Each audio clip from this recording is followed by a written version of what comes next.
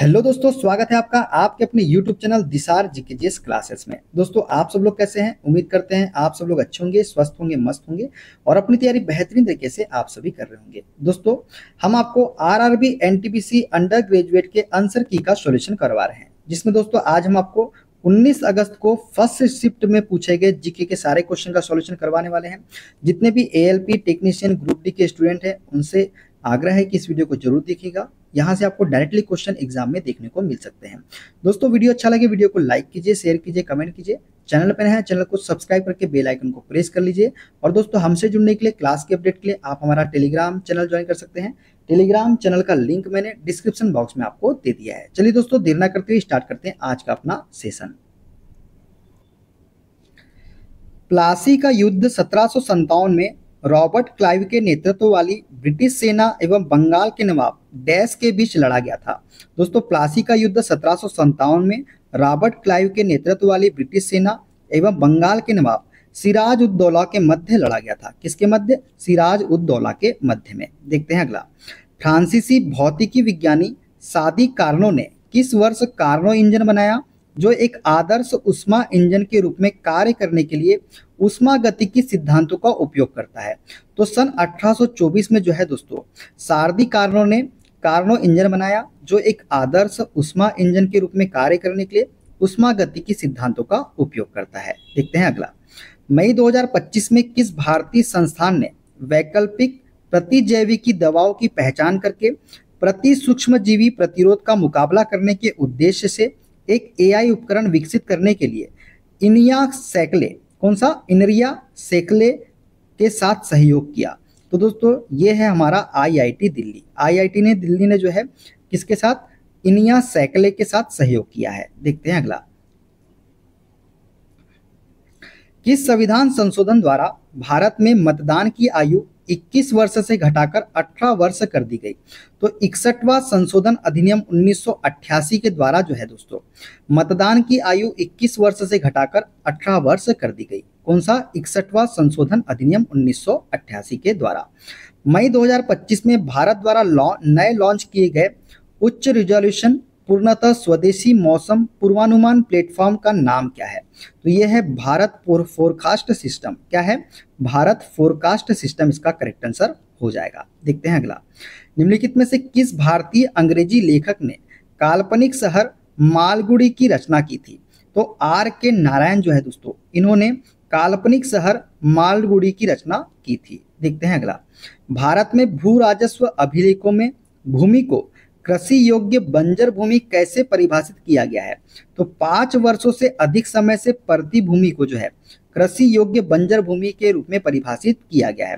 कौन सी? 5 वर्ष से अधिक समय से प्रति भूमि। देखते हैं अगला। भारत के दक्षिण पूर्व में निम्नलिखित में से कौन सा देश स्थित है?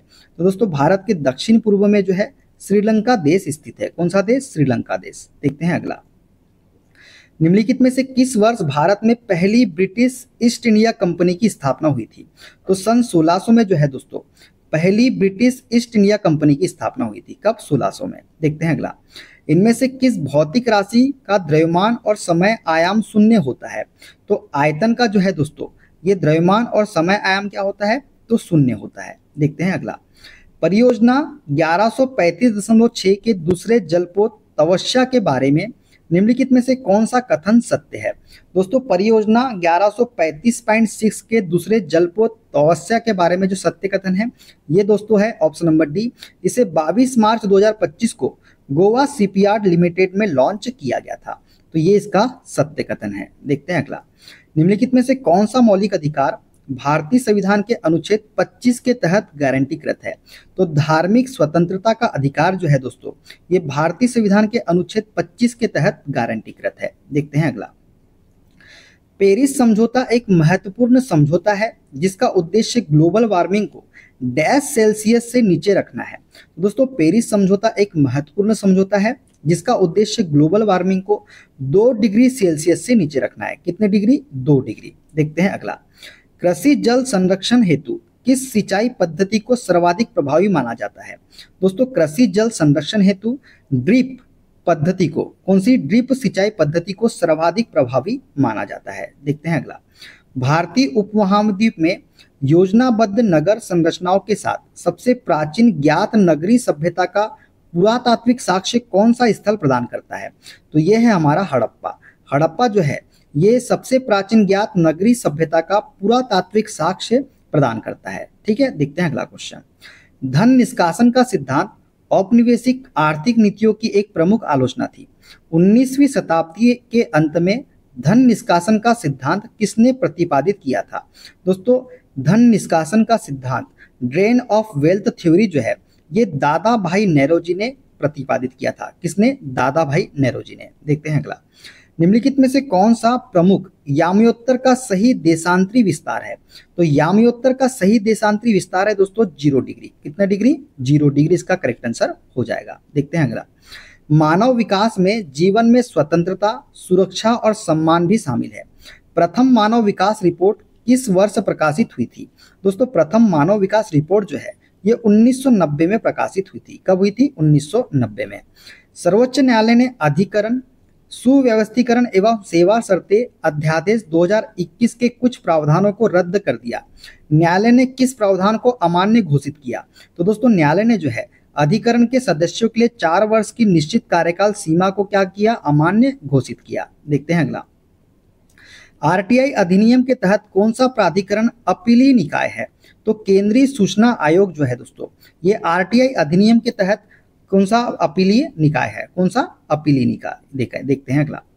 निम्नलिखित में से कौन सी स्थापत्य शैली मुख्य रूप से मुंबई स्थित गेटवे ऑफ इंडिया से संबंधित है? तो इंडो सार्सेनिक शैली जो है ये मुख्य रूप से मुंबई में स्थित गेटवे ऑफ इंडिया से संबंधित है। कौन सी? इंडो सार्सेनिक शैली। देखते हैं अगला। रूसीकोंडा बीच जिसे 2023 में ब्लू फ्लैग बीच प्रमाणन प्राप्त हुआ किस भारतीय राज्य में स्थित है? दोस्तों, रूसीकोंडा बीच जो है ये आंध्र प्रदेश राज्य में स्थित है जिसे 2023 में ब्लू फ्लैग बीच प्रमाणन प्राप्त हुआ था। देखते हैं अगला। ज्ञान अर्थव्यवस्था में मानव विकास के लिए डिजिटल साक्षरता अब आवश्यक है। भारत में ग्रामीण नागरिकों के बीच डिजिटल साक्षरता को बढ़ावा देने के लिए कौन सा कार्यक्रम शुरू किया गया था? तो दोस्तों, ये किया गया था पीएमजी दिशा। कौन सा? पीएमजी दिशा जो है ये ग्रामीण नागरिकों के बीच डिजिटल साक्षरता को बढ़ावा देने के लिए शुरू किया गया था कार्यक्रम। कौन सा? पीएमजी दिशा। देखते हैं अगला। डीआरडीओ द्वारा विकसित कौन सी मिसाइल भारत की पहली स्वदेशी air launched anti ship missile है?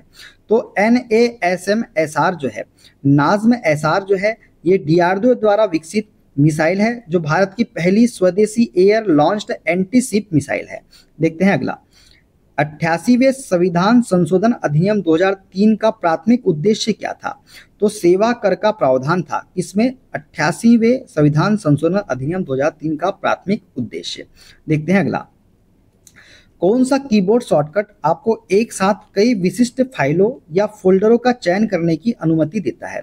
तो कंट्रोल+क्लिक जो है दोस्तों ये एक कीबोर्ड शॉर्टकट है जो आपको एक साथ कई विशिष्ट फाइलों या फोल्डरों का चयन करने की अनुमति देता है। देखते हैं अगला। किस संवैधानिक संशोधन द्वारा राज्य मंत्रिपरिषद के आकार को सीमित कर दिया गया था? तो 91वां संविधान संशोधन अधिनियम 2003 के द्वारा जो है दोस्तों राज्य मंत्रिपरिषद के आकार को सीमित कर दिया गया था। देखते हैं अगला। रॉलेट एक्ट का विरोध करने के लिए 24 फरवरी 1919 को गांधी जी ने किस निकाय का गठन किया था? तो ये किया था सत्याग्रह सभा का। किसका गठन किया था? सत्याग्रह सभा का गठन किया था रॉलेट एक्ट का विरोध करने के लिए 24 फरवरी 1919 को गांधी जी ने। ठीक है, देखते हैं अगला क्वेश्चन। किस घटना को गांधी जी के राजनीतिक जीवन में निर्णायक मोड़ माना जाता है जिसने उन्हें एक उदारवादी से एक जन नेता में बदल दिया? तो चंपारण सत्याग्रह जो है दोस्तों यह एक निर्णायक मोड़ माना जाता है गांधी जी के लिए जिससे उन्हें एक उदारवादी से एक जन नेता में बदल दिया था। देखते हैं अगला। इंडियन ओपन एथलेटिक्स 2025 में किस भारतीय धावक ने 100 मीटर और 200 मीटर दोनों खिताब जीते? तो ये जीते श्रावणी नंदा ने। किसने? श्रावणी नंदा ने यह खिताब जीता था। देखते हैं अगला। बेवरेज उद्योग में शीतल पेय और सोडा जल की बोतलों को उच्च दाब पर क्यों सील किया जाता है? तो कार्बन डाइऑक्साइड की विलेयता बढ़ाने के लिए जो है दोस्तों बेवरेज उद्योगों में शीतल पेय और सोडा जल की बोतलों को उच्च दाब पर सील किया जाता है। देखते हैं अगला। भारत के सर्वोच्च न्यायालय ने किस ऐतिहासिक मामले में अनुच्छेद 201 के अंतर्गत आरक्षित राज्य विधेयकों को राष्ट्रपति द्वारा स्वीकृति देने के लिए 3 महीने की समय सीमा निर्धारित की थी? तो तमिलनाडु राज्य बनाम तमिलनाडु के राज्यपाल 2023 में जो है ये ऐतिहासिक मामले में अनुच्छेद 201 के अंतर्गत आरक्षित राज्य विधेयकों को राष्ट्रपति द्वारा स्वीकृति देने के लिए 3 महीने की समय सीमा निर्धारित की थी। ठीक है, भारत के सर्वोच्च न्यायालय ने। देखते हैं अगला, 2025 में लॉन्च की गई DXH पहल का प्राथमिक उद्देश्य क्या है? दोस्तों 2025 में लॉन्च की गई थी DXH और इसका पहल का प्राथमिक उद्देश्य है MSME को डिजिटल उपकरणों और ज्ञान से सशक्त बनाना। क्या करना? MSME को डिजिटल उपकरणों और ज्ञान से सशक्त बनाना। देखते हैं अगला, आप विंडोज में नया फोल्डर कैसे बना सकते हैं? तो राइट क्लिक कॉन्टेक्स्ट मेनू का उपयोग करके जो है आप विंडोज में नया फोल्डर बना सकते हैं। देखते हैं अगला, 29 अप्रैल 2025 को भारत में एथलीट पुनर्वास और प्रदर्शन ट्रैकिंग को बदलने के लिए राष्ट्रीय खेल विज्ञान व अनुसंधान केंद्र NCSSR में किस प्रमुख सुविधा का उद्घाटन किया गया?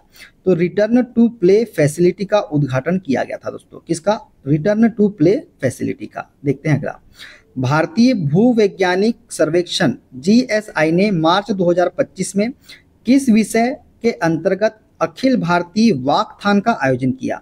तो सुरक्षित विश्व के लिए भूविज्ञान के विषय के रूप में अखिल भारतीय वाकथान का आयोजन किया था। ठीक है, तो सुरक्षित विषय के लिए भूविज्ञान इसका करेक्ट आंसर हो जाएगा।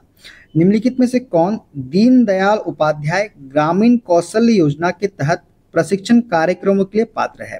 तो दोस्तों जिनकी आयु 15 से 35 वर्ष के बीच में है, ये दीनदयाल उपाध्याय ग्रामीण कौशल्य योजना के तहत प्रशिक्षण कार्यक्रमों के लिए पात्र है। देखते हैं अगला, दीपिका कुमारी ने 2025 संघाई विश्व कप में किस खेल में अपना 12वां व्यक्तिगत विश्व कप पदक जीता था?